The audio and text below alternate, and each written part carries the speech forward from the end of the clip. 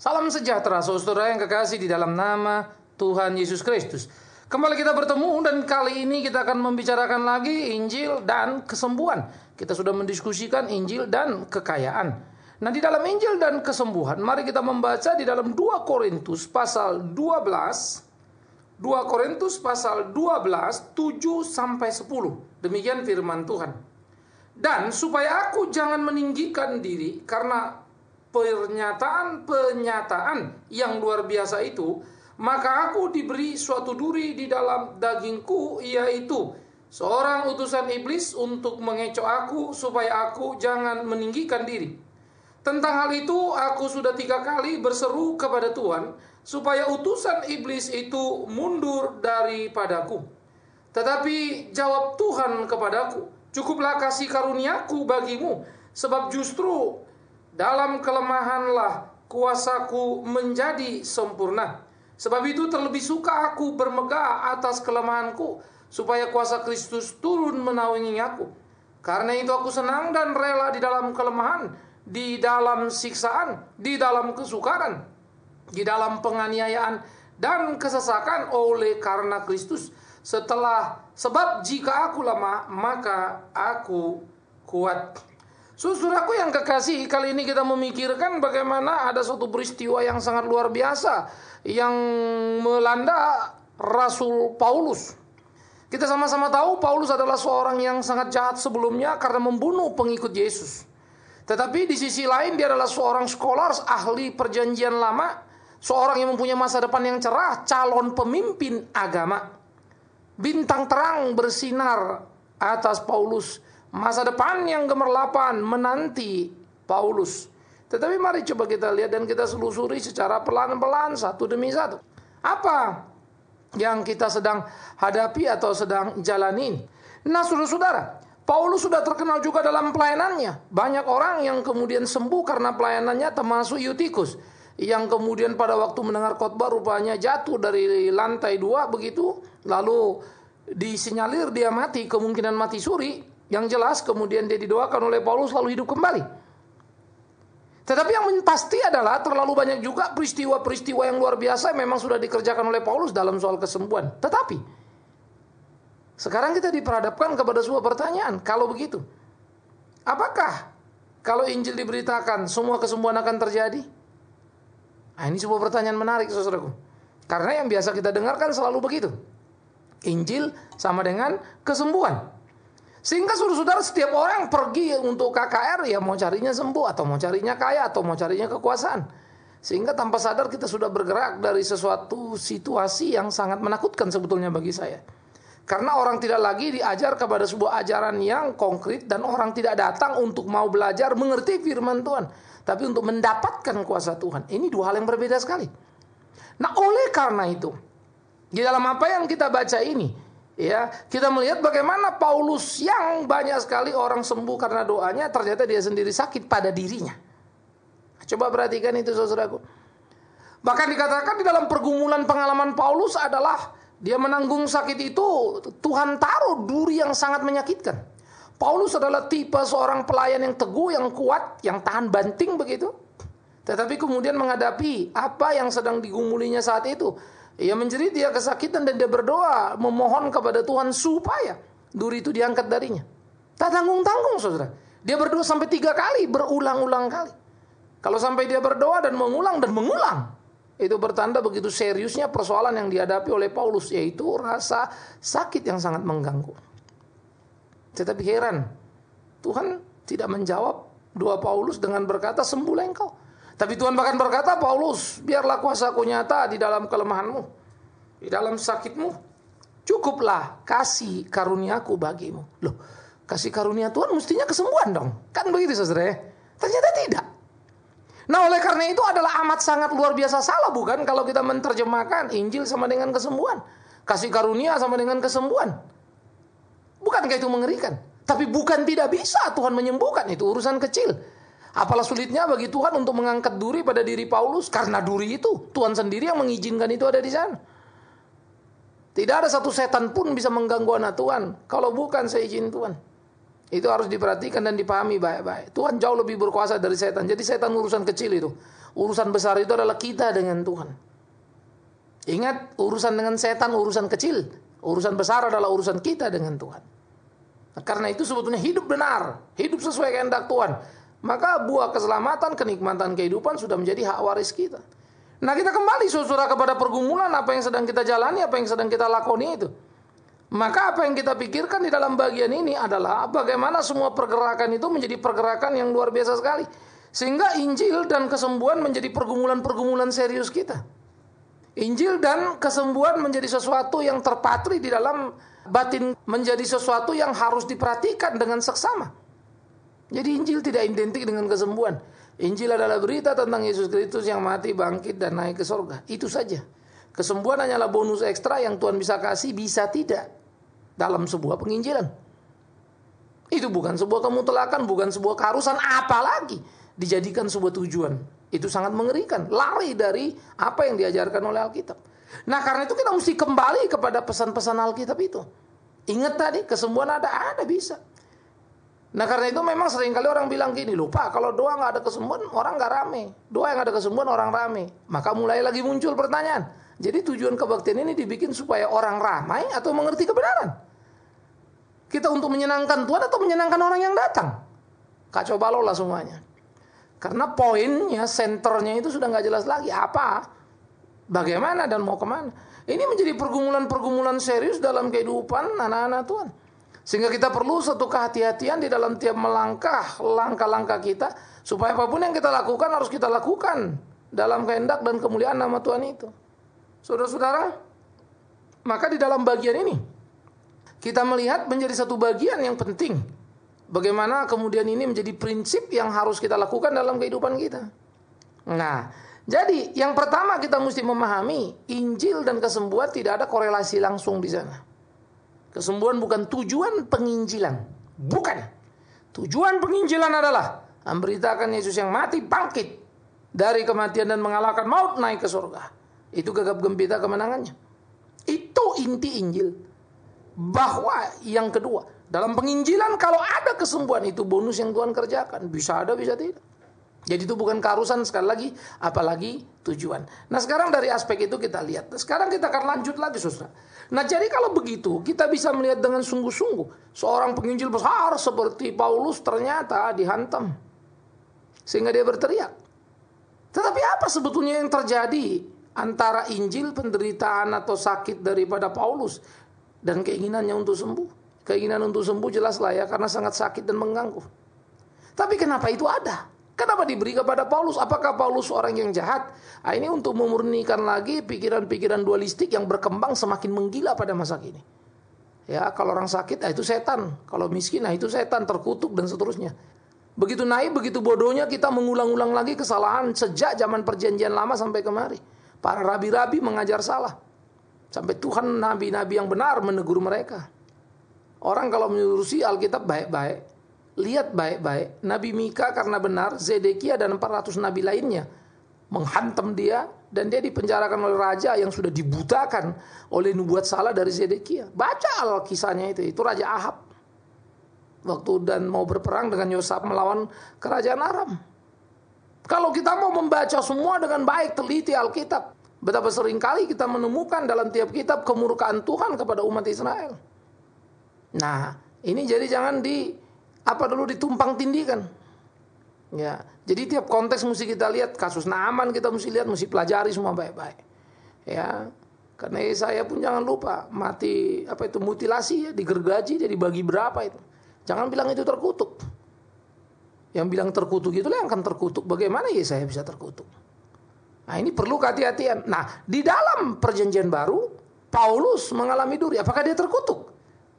Waduh, sadis amat yang bilang itu terkutuk. Iya kan? Mengerikan sekali. Nah, itu hanyalah merupakan ketidakpahaman akan Alkitab secara keseluruhan, secara utuh. Tetapi memang celakanya umat ini memang lebih suka yang begitu-begitu toh. Apa yang dia butuhkan, dia dapatkan, tentu lebih suka. Nah, ini bisa berbahaya. Nah, jadi kepada Paulus tadi kenapa ada? Ternyata satu, supaya dia jangan menjadi sombong. Wih, hebat ya. Apa Tuhan marah? Tidak. Lalu apa? Sayang. Tuhan sayang dan tidak mau Paulus kemudian menjadi Jatuh kan gitu kan dalam kesombongan. Sehingga Tuhan taruh penyakit itu pada Paulus. Ingat tadi penyakit itu gampang sekali kalau mau diangkat oleh Tuhan. Itu urusan kecil itu. Ya sama seperti membersihkan debu, cetek udah selesai. Simple. Tetapi ingat lagi bukan itu persoalan utamanya. Sehingga Paulus kemudian di dalam duri yang ditanggungnya itu dia dijaga oleh Tuhan. Dia dipelihara oleh Tuhan supaya tidak jatuh pada kesombongan. Paulus dijaga oleh Tuhan, dipelihara oleh Tuhan sehingga dia betul-betul terpelihara dalam hidup dan berjalan dalam kebenaran. Alangkah amat sangat luar biasa indahnya saudaraku. Nah ini yang kita mesti memperhatikan juga di dalam apa semua aspek kehidupan kita. Sakit penyakit bisa kasih sayang Tuhan itu, bukan kutukan. Jadi jangan memalukan lah, ya kan? Jadi harus dipahami hati-hati. Bukan cuma Paulus, murid kesayangan Paulus, anak rohani Paulus yaitu Timotius, itu juga mengalami sakit. Ada yang tidak beres, ada gangguan pada sistem pencernaannya sampai Paulus berkata, Timotius, jangan hanya minum air putih saja, tambahkan sari anggur pada minumanmu untuk memperbaiki, menolong perbaikan pada sistem pencernaannya yang lemah itu. Adakah kemudian diceritakan Paulus dia mendoakan Timotius lalu Timotius sembuh? Enggak. Paulus menganjurkan makan obat. Jadi saudara mulai memperhatikan dengan baik-baik. Apakah sekali lagi saya bilang saudara berani ngomong Paulus Rasul tidak beriman? Maafkan saya, Anda yang akan tidak beriman. Anda yang tidak mengerti arti iman sejati. Paulus itu Rasul Tuhan. Nah karena itu berapa banyak sebetulnya orang yang berseberangan dengan Injil tapi merasa sangat mencintai Injil. Padahal mereka sebetulnya tidak lebih tidak kurang memperkosa Injil itu untuk kepentingan keinginan pribadi. Kelompok. Untuk orang banyak. Supaya orang banyak ini bisa dikuasai. Ini menjadi kengerian-kengerian. Nah karena itulah Injil itu harusnya tidak boleh dikamuflase dengan isu-isu kesembuhan itu. Ingat, bukan itu. Sehingga Injil dan kesembuhan tadi tidak ada korelasi langsung. Ingat itu tadi. Injil adalah Injil berita Yesus mati bangkit naik ke surga. Bahwa ada kesembuhan, bisa ada, bisa tidak. Dan itu bukan tujuan utama. Maka dalam case ini kita bisa melihat Paulus penginjil hebat, penginjil luar biasa mengalami sakit. Ternyata sakit yang dialami Paulus yang sangat luar biasa. Sehingga Paulus yang tahan banting saja pun merasa sangat terganggu dengan sakit itu. Tetapi dia berkata tidak mengapa. Sekarang aku tahu dalam kelemahanku lah nyata kekuatan Tuhan. Nah ini aspek berikut yang kita mau belajar. Jadi Injil itu selalu membawa kita pada apa yang kita sebut sebagai situasi paradoks. Ini poin yang ketiga. Paradoks dalam Injil itu adalah apa? Seperti Paulus memberitakan Injil kebenaran, tapi sakit karena kebenaran. Padahal kebenaran itu memerdekakan, yes. Kalau begitu, bagaimana untung, bagaimana hebat, bagaimana luar biasanya? Kalau Paulusnya sakit, kan gak bisa jadi kesaksian dong. Itulah kesalahbesaran yang paling luar biasa. Ketika Paulus sakit, dia tetap setia. Semua orang sehat akan tercengang dan berkata, heran, sudah sakit masih tetap setia. Bagaimana mungkin? Nah itulah kemerdekaan Injil. Itu yang sejati. Bukan fenomena. Banyak orang badan sehat tapi budak dosa. Itu tidak merdeka. Banyak pengkhotbah yang sehat tapi hidup hanya memperkaya diri. Itu tidak merdeka. Banyak orang berkhotbah tapi menipu sana sini. Itu tidak merdeka karena dia diperbudak setan sebetulnya. Nah ini yang kita perlu hati-hati saudaraku.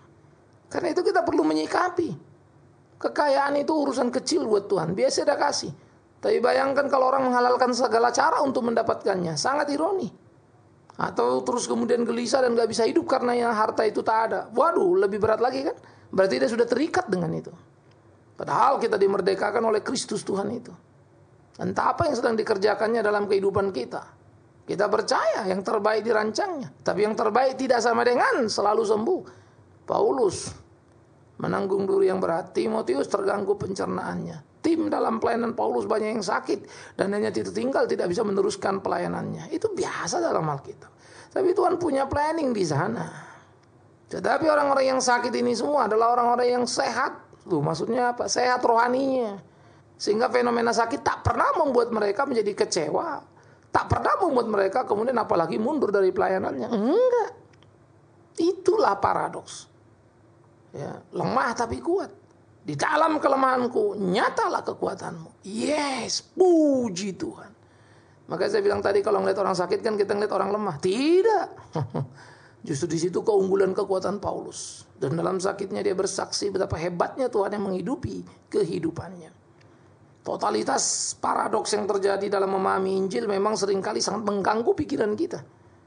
Kadang-kadang kita buntu, apalagi kita sudah terlalu terbiasa berpikir sempit menurut saya. Sehingga tidak lagi bisa melihat keunggulan, kehebatan, pemeliharaan Tuhan dan kasih karunia Tuhan dalam hidup ini. Sehingga kita banyak sekali kegagalan, kesalahan dalam mengerti apa yang menjadi kehendak Tuhan di kehidupan kita. Karena itu, saudara-saudaraku yang kekasih, biarlah kita selalu hidup di dalam terang firman-Nya, berjalan di jalan-Nya, melakukan apa yang menjadi kehendak-Nya. Supaya hidup kita sungguh-sungguh menjadi hidup yang berkemenangan. Nah, ini perlu untuk kita jalani, kita lakoni. Nah, mari kita bertanding dalam hidup kita, dalam perjalanan hidup kita ini, untuk menjalankan apa yang menjadi kehendak Tuhan itu dalam kehidupan kita. Sehingga hidup kita sungguh-sungguh hidup yang memuliakan namanya. Nah, itulah kita. Sehingga di dalam aspek pergumulan kehidupan kita, kita perlu betul-betul sungguh-sungguh untuk memperhatikan setiap apa yang menjadi kerinduan dan beban-beban kita. Sehingga kita bisa menjalaninya dalam hari-hari kita. Nah, saudara-saudaraku yang kekasih, disinilah perlunya sebuah tantangan yang serius dalam hidup kita sebagai orang percaya. Supaya kita bisa menjalani, melakoninya seturut dengan kehendak Tuhan kita. Dan kita tidak menjadi salah. Nah, ini penting. Nah, oleh karena itulah saya pikir menjadi perlu juga dalam hidup kita, untuk kita hidup sungguh-sungguh sesuai kehendak Tuhan kita. Bagaimana memahami Injil dengan utuh, dan tidak terjebak pada ketakutan, dan tidak terjebak pada kengerian, dan tidak terjebak pada akibat-akibat yang salah dalam hidup ini. Ini harus jadi pergumulan serius. Ini harus jadi pemikiran-pemikiran yang serius di dalam hari-hari kita, dalam apa yang kita lakukan di kehidupan kita, sehingga sungguh Tuhan dipermuliakan. Jadi kita menyadari betul bukan bagaimana Injil adalah Injil yang tidak mempunyai korelasi langsung dengan kesembuhan. Sehingga kalau kita membuat KKR tujuannya hanya kesembuhan saja, kan patut kita mempertanyakan diri kita. Sejak kapan Tuhan menyuruh kita memberitakan kesembuhan? Injil yang kita beritakan. Sejak kapan pula Injil itu dikatakan selalu identik atau sama dengan kesembuhan? Mana ada? Oh, pelayanan Tuhan Yesus selalu diikuti dengan kesembuhan. Yes, sebagai gerakan permulaan memang betul. Tapi Yesus sendiri mati tersalib. Kenapa dia nggak bikin mujizat supaya dia tidak tersalib? Awas, hati-hati. Itu ketaatan yang hebat. Yesus sendiri mati dalam kemiskinan. Harta. Dia tidak bisa meninggalkan apa-apa untuk Maria. Sampai Maria dititipkan kepada Yohanes muridnya. Tapi rasul-rasul pun bukan kaya-kaya amat. Hanya saja Yohanes lebih baik ekonominya daripada yang lainnya. Ya, dan Yohanes juga dikenal sebagai murid yang dekat juga dengan Yesus, bukan? Jadi, saya kira perlulah membuka Injil itu seutuhnya. Jangan sepotong-sepotong, kan gitu. Para rasul-rasul pun gak ada yang jadi jaya dan kaya. Gak ada yang kemudian tanpa sakit. Semua menghadapi pergumulan dalam kehidupan mereka. Hanya poin-poin pentingnya yang diungkapkan. Nah, ini perlu. Sehingga saudara yang kekasih, betapa mengerikannya orang Kristen sekarang. Karena apa? Sakit pun disimpan, sakit pun diumpetin, gak mau diomongin. Supaya jangan ketahuan dia sakit. Banyak sekali orang-orang Kristen pendosa besar sekarang ini. Ya, seakan-akan mau memuliakan Tuhan tapi menipu dalam pelayanan. Karena sakit pun diumpetin. Wah, puji Tuhan, sehat sekarang, gak dilihatkan. Orang didoakan, dikatakan sembuh karena sudah didoakan. Amin, haleluya. Tahu-taunya besoknya mati dengan dan oleh penyakit yang sama. Apa ini bukan penipuan? Mengerikan ya. Nah, inilah gawatnya, inilah bahayanya di dalam kehidupan kekinian gereja Tuhan. Karena itulah, saudara mesti kembali kepada jalan yang benar. Kalau kau sakit, berdoalah. Minta sembuh, boleh. Katakan, Tuhan, aku memohon belas kasihan-Mu atas sakitku, sembuhkanlah aku. Tapi harus jangan titik dong, koma. Namun apapun jadi kehendak-Mu dalam hidupku, ajari aku mengerti dan kuat menjalani. Kan begitu. Tapi saya ingat dulu ada satu orang bilang bahwa dia berdoa selalu. Waktu dia doa gitu, lalu satu waktu dia bilang dia bergumul, lalu dia sadar itu doa tidak beriman katanya. Saya baca di majalah dan saya kaget setengah mati. Jadi mengatakan jadilah kehendak Tuhan itu tidak ada iman, tidak beriman. Kita mesti berani klaim. Lalu saya mulai membayangkan apakah dia sadar waktu dia ngomong begitu. Itu kan doa Tuhan Yesus. Saya yakin pasti dia gak pernah baca itu Alkitab. Yesus bergumul di Getsemani. Sehingga Yesus berkata bukan kehendakku, kehendak-Mu yang jadi. Karena kalau dia baca kan kurang ajar sekali. Kalau bilang itu tidak beriman, berarti kan Yesus orang tidak beriman dong. Wih, ngeri ya. Lalu dibilang suaminya sembuh. Tapi gak lama kemudian saya dengar lagi, berapa tahun lagi, meninggal sakit yang sama. Ironis saudara. Aduh, yang repot orang yang mendengar itu pun sama lagi. Diteruskan lagi konsep yang salah ini. Maka demi Tuhan yang hidup, kalau kau sakit kau meminta sembuh, gampang, itu urusan kecil. Berdoalah pada Tuhan. Tapi belajar untuk mengerti apa kehendaknya, menerima ketetapan-ketetapannya, menikmati pemeliharaannya dalam suka duka, sehat ataupun sakit. Tuhan ada di sana. Kasih karunia-Nya lebih dari semuanya, saudara. Kalaupun kau sakit sudah berkepanjangan, jangan kecil hati lalu merasa seperti dikutuk, dimurkai Tuhan. No, sehingga hidupmu tiap harinya mikir. Ah, kenapa aku gini, kenapa aku begini. Yang menghukummu adalah pikiranmu yang salah itu. Kenapa kau tanya kenapa begini, kenapa begini? Kalau memang kau cinta Tuhan, tanya dengan sakitmu apa yang kau lakukan untuk Tuhanmu. Terlalu banyak hal. Hidup yang tertib, hidup yang tenang, kau akan menjadi kesaksian yang hebat. Rubah pikiran itu. Mungkin saudara terlalu banyak mendengar khotbah-khotbah yang mencekoki, lalu saudara merasa tertuduh. Demi Tuhan yang hidup hari ini, bebaslah, merdekalah oleh Injil itu. Jadi terakhir, kita mesti memikirkan sama-sama, maka sehat atau sakit itu bukan Injil. Tidak ada korelasi langsung. Injil adalah berita tentang Tuhan yang lahir, mati, bangkit, menang atas maut, naik ke surga. Percaya ke saudara? Nah, gumulnya itu nikmati itu. Hidupmu sehat sakit itu soal kecil itu. Tapi hidup benar harus itu. Sesuai kehendak Tuhan harus itu dan tidak boleh salah. Nah, selamat menjalani hari-hari saudara, selamat menikmati kemerdekaan yang sejati dalam Injil, bukan soal Anda sakit atau sembuh, miskin atau kaya. Dan kita akan tutup nanti itu bicara dengan Injil yang murni yang sudah saya singgung sedikit. Itu kemudian bagian yang akan kita gali lagi untuk menemukan kesejatian. Ya, selamat memahami makna Injil itu. Tuhan memberkati saudara, Tuhan menolong saudara. Biarlah kita selalu berjalan di jalan Dia. Bagaimana atau apa yang menjadi kehendaknya, ini harus kita pahami senantiasa. Amin. Kita berdoa. Kami bersyukur, kami berterima kasih untuk kebenaran Injil itu.